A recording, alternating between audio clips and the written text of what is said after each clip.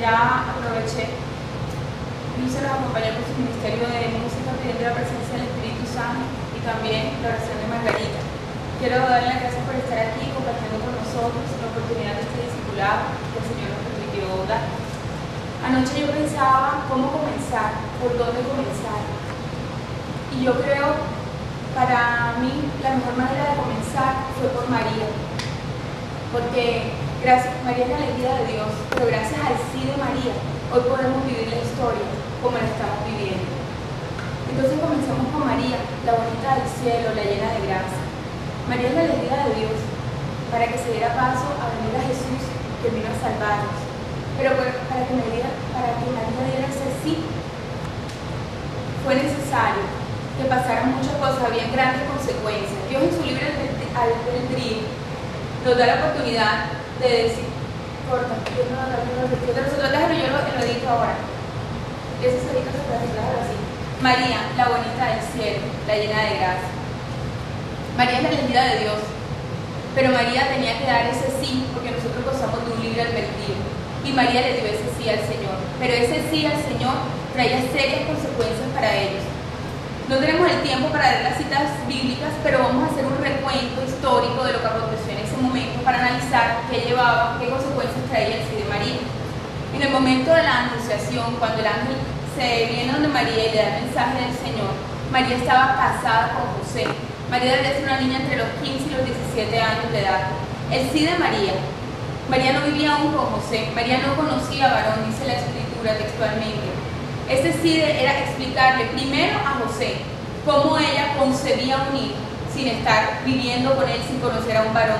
Y segundo, explicarle a la comunidad, al pueblo donde ella vivía, también que ella estaba esperando un hijo y que era por obra del Espíritu Santo. María utiliza las facultades que nos da Dios, su inteligencia. Cuando el ángel le anuncia y le dice, tú concebirás, ella le dice, un momento, pero ¿cómo va a pasar esto si yo no conozco todavía varón?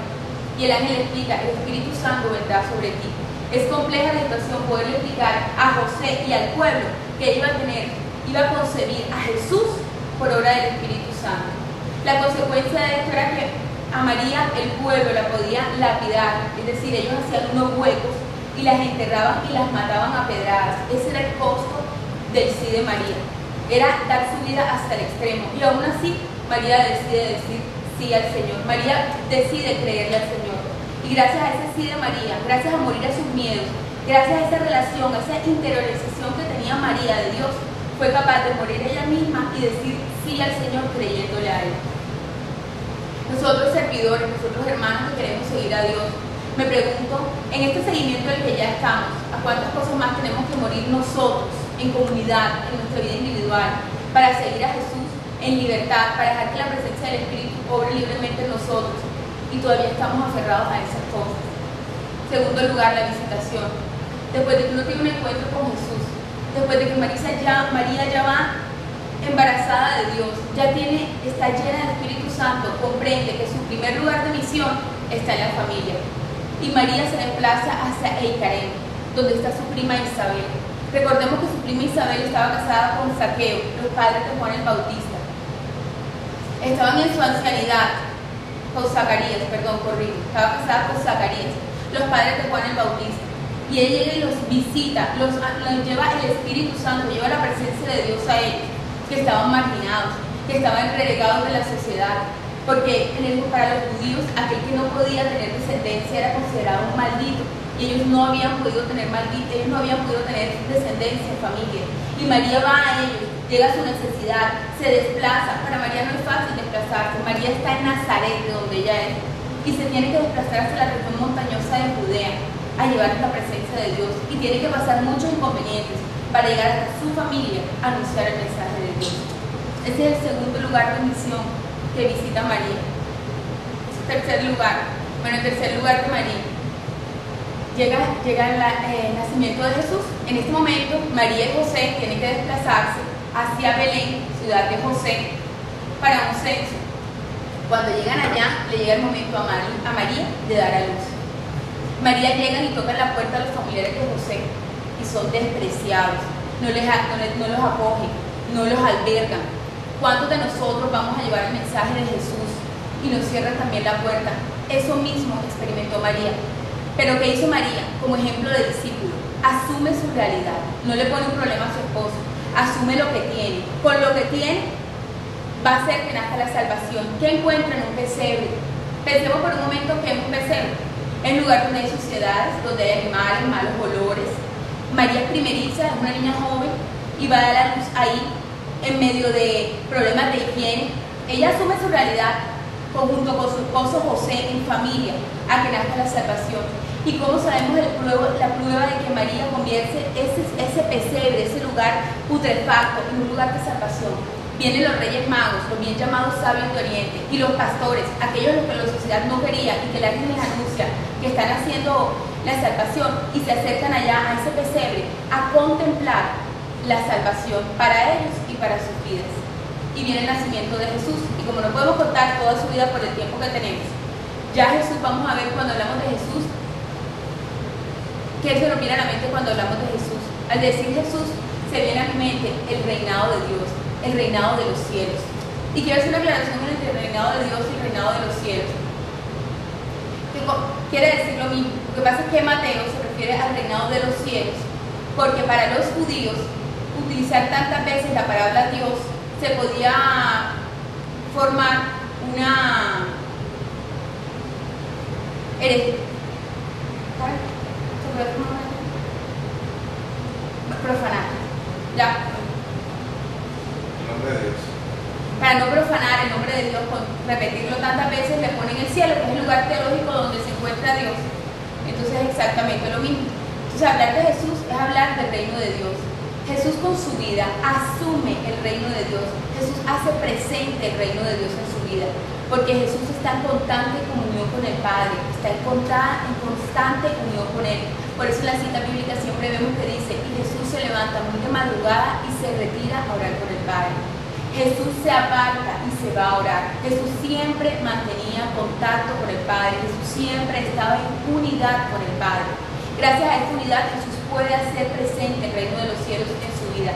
Y eso nos dice a nosotros que Jesús, que desciende de lo divino a lo humano, que toma materia humana, que viene a compartir nuestra humanidad, que lo comparte todo, menos en el pecado, nos viene a decir que también tenía alegrías, tristezas, sufrimientos, angustias.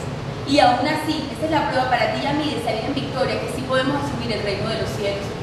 Llenos de la presencia de Dios, podemos morir a nosotros, a lo que es contrario a Dios, para que el reino de los cielos acontezca en nosotros. Para poder llevar ese reino de los cielos a que el Señor permita que tenemos cerca a nosotros. ¿Y a quién busca Jesús? ¿Quiénes son los llamados por Jesús? Cuando Jesús viene, ¿a quién llama? A los más populares de la época, a los sacerdotes, a los ancianos, ¿no? Jesús viene por los que estamos enfermos y por los que necesitamos de Él. Llegamos a un recuento y miremos por encima a alguno de los discípulos a quien llama. Y comencemos con Mateo. ¿Quién era Mateo? Mateo era un publicano. El publicano, un recaudador de impuestos. Él vivía en Israel y cobraba impuestos para Roma. Y además de cobrar esos impuestos que se los entregaba a Roma, tomaban una tajada que era la ganancia de ellos. Y eso no tenía ninguna tasa que lo regulara, era su libre albedrío. Por lo tanto, a ellos no los quería la comunidad, no los quería la sociedad, porque se estaban lucrando, le estaban dando un dinero que no era para ellos, y encima ellos mismos regulaban la tasa de la ganancia de ellos. Mateo, con su encuentro con Jesús, decide resignificar su vida, decide encontrarse con Él y seguir su llamado. También sea el caso de Natanael. Dice que Natanael, cuando Jesús lo ve, le dice, y te vi debajo de la higuera. Los que estaban debajo de la higuera eran los maestros, los que estudiaban la ley. Y le dice también, este es un hombre de corazón puro, con intenciones puras. Este también decide seguir a Jesús. Esto es algún ejemplo de los discípulos que Jesús llama, junto con sus 12 apóstoles. Y ahora también quisiera reflexionar en todo esto. Se me viene a mi mente Zaqueo, que al igual que Mateo también era un recaudador de impuestos, pero este era jefe de recaudador de impuestos. Era un hombre adinerado, era un hombre pequeño, de baja estatura, que quería tener un encuentro con Jesús. Y él supera su obstáculo, decide montarse a un árbol, a un sicomoro, para poder desde ahí ver a Jesús. Jesús pasa y no lo acusa, no lo condena. Jesús lo identifica, lo llama por su nombre y él baja y le dice, Zaqueo, hoy conviene que yo entre en tu casa. Y van juntos, que hay murmuraciones en el pueblo. Jesús no va con la tendencia de lo que dice el pueblo, Jesús no va con las tendencias de lo que va el mundo. Él viene a traer una verdad escrita a nosotros. Y se va para la casa de Zaqueo y come con él, es decir, tiene en intimidad con Zaqueo. Y ese encuentro de Jesús con Zaqueo da frutos. ¿Cuál es el fruto? Zaqueo es misericordioso, diciéndole: Señor, a lo que le he hecho le voy a devolver, a esto le doy tanto. Todo encuentro con Jesús debe producir frutos en nosotros. Ya convertidos en discípulos, ya convertidos en seguidores de Jesús, ¿cuál es nuestra tarea? Llegar a ser ese discípulo amado, ese discípulo que no tiene nombre, para que tú y yo queramos alcanzar ese puesto, queramos llegar a ser ese discípulo no que quiera demostrar más amor por Dios, sino ese que se deja amar más por Dios, ese que se deja invadir un encuentro de Dios, ese que da las obras que Dios quiere en nosotros.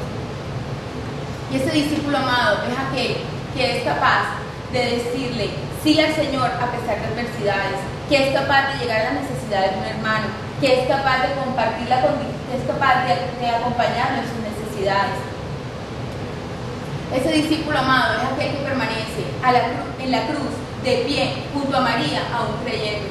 El mismo que cuando Jesús resucita y llega María Magdalena y se asusta cuando ve que la piedra está corrida y que no hay nada, y María Magdalena se asusta, el discípulo amado no huye, permanece y va y busca a Pedro y se vienen juntos, pero él llega y corre más rápido porque el discípulo amado siempre está dispuesto a servir, no busca protagonismo, él llega y se asoma, pero guarda y respeta su lugar, él no quiere quebrar el orden en la comunidad, espera que llegue Pedro y entran juntos. Y el discípulo amado, a ver el vendaje en el suelo, cree. Al ver el discípulo amado, él cree. Bueno, hermanos, hasta ahí creo que hemos hecho un recuento de todo lo que hemos visto. Yo creo que la conclusión de esto, de lo que me ha dejado a mí, una breve conclusión, es que tener un encuentro con Jesús supone dos escenarios. Uno interior, mi encuentro, mirarme hacia adentro, mirar mi historia. Esto muchas veces va a ser doloroso. Esto muchas veces supone echar hacia atrás, asumir. ¿Qué pasa cuando tenemos una herida? Si no la asumimos, si no la curamos, si le echamos tierra, ella se va a infectar. Todo encuentro con Jesús supone asumirlo, curarlo y sanarlo desde Él. Y también supone otra condición que es el exterior, es llegar a la necesidad de mi hermano. Pero comprendiendo que el primer lugar de misión es nuestros hermanos, ¿cuántos de nosotros o cuántas de esas personas que tenemos la oportunidad de acompañar se refugian en iglesias, se refugian en grupos de oración? Y no estoy diciendo que esto esté mal, esto es una necesidad de nosotros para alimentarnos, para el encuentro con el Señor. ¿Cuántos de nosotros nos refugiamos ahí para no asumir la problemática que está pasando en nuestros hogares, para no ir hasta allá, para no abrazar, para no acoger, para no hacer el llamado que nos hace el Señor? Hoy mi invitación es que nos dejemos encontrar con Jesús, dejarnos amar con Él y dejar que en Él acontezca el reino de los cielos en nosotros para poder vivir y compartirlo con otros. Muchas gracias por haber